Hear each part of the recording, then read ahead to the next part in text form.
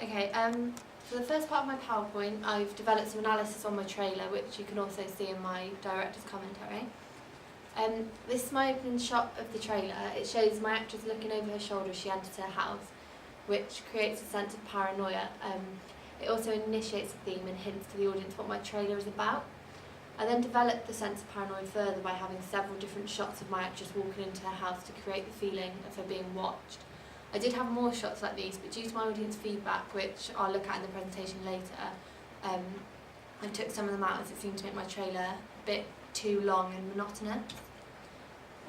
After 6 seconds, I began to introduce my titles, which is a common convention of a teaser trailer, as it develops the plot and helps initiate the theme to the audience. So the first title was "Ever Felt Like You Were Being." I didn't finish the sentence as it creates a certain sense of tension as the audience wonders like what they are feeling.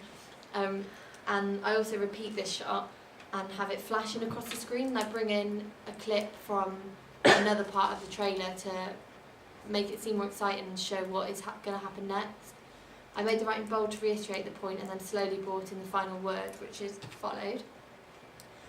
There are several alley sequences within my trailer which offers a change of scenery and shows several different angles of shots to portray the stalker, so just showing that the stalker is omnipresent and that she or he can see them from any direction they are and wherever they are. The lighting in these shots is useful as well because it shows the extent of the stalking, so it isn't just that she was being followed into house in the day, it's that she's been followed in the day and in the evening. So it shows to what extent the stalker would go to. I then introduced another title, which was "When a Crush," again not finishing the sentence, and I put this title with a shot of a photograph with the girl's face scratched out as she's with her boyfriend. I wanted to first of all portray how serious the stalking was and to what extent the stalker would go, but I also wanted to show the stalker's motivation and why she is doing what she's doing. It is obvious then that she or he is after the boy. I drag out this sentence again, I've got "becomes," and I sped up the clip. This is one of the shots in the alley where I was next to my actress, and I sped up the clip to make the actress look as though she was walking quickly or running because she felt like she was being followed, so slowly bringing in her realisation of what's happening to her. I then used my favourite shot of the trailer, which is a close-up of my actress looking over her shoulder, as it is the first time that I introduced the name of my film. I slowed down the act of her looking over her shoulder so that the film title could stay on the screen longer, because obviously I want the audience to know what the film title is so they'll remember it, because the whole point of a teaser trailer is to entice the audience. But I think as I've slowed down the clip, it also makes it seem a bit more sinister, and I edited the music so that fit in correctly. And I also wanted to mix up the length of the clips and sequences because it seemed to be all quite fast and jumpy, and I just wanted to slow it down and make it more simple for the audience. I then have my next two titles, which I introduced as the trailer is coming to an end. Just like the first titles, they're flashed in and out to create a certain distorted feel, which I've done due to my research into a different trailer, which again I'll come to later.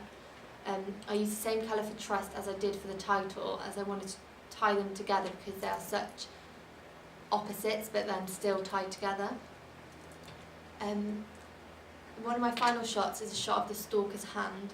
It's the first time I show that any other characters involved in the trailer, but I didn't want to give away the identity because I felt that the purpose of the teaser trailer was to make the audience want to know who this person was.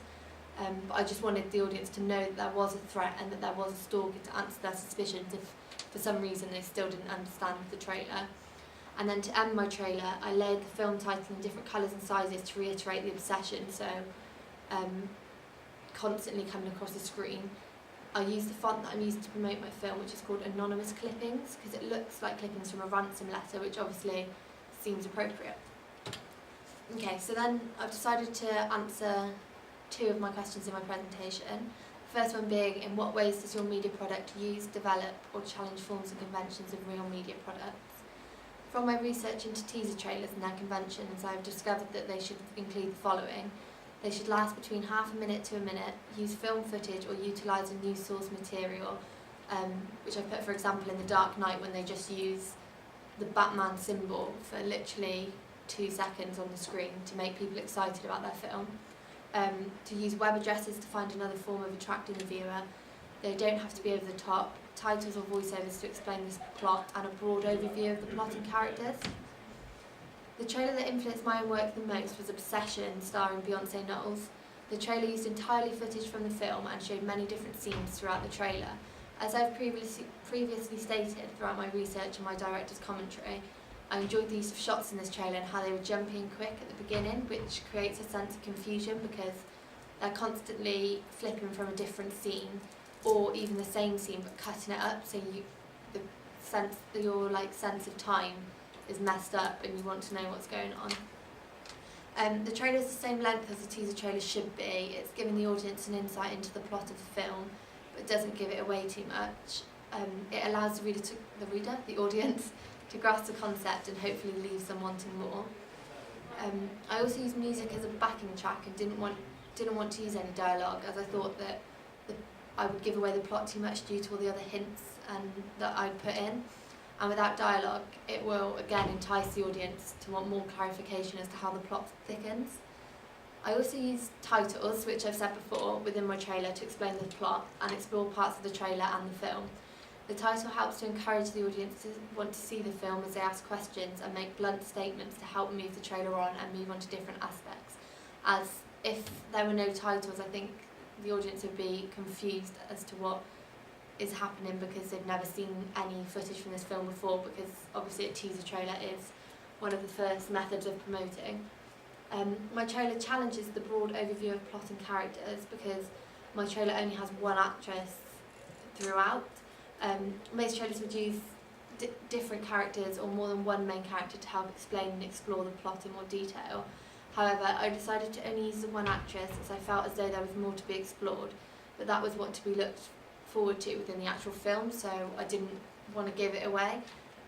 I think that the use of one character still gives sufficient enough detail as to what the film is about, with help from the titles and the shots. I made sure that I showed the hand of the second main character, also known as a stalker, so that there was an indication to the audience in case they were unsure by anything else that there was anybody else involved, and that they didn't think they were just going to see a film with one actress in it.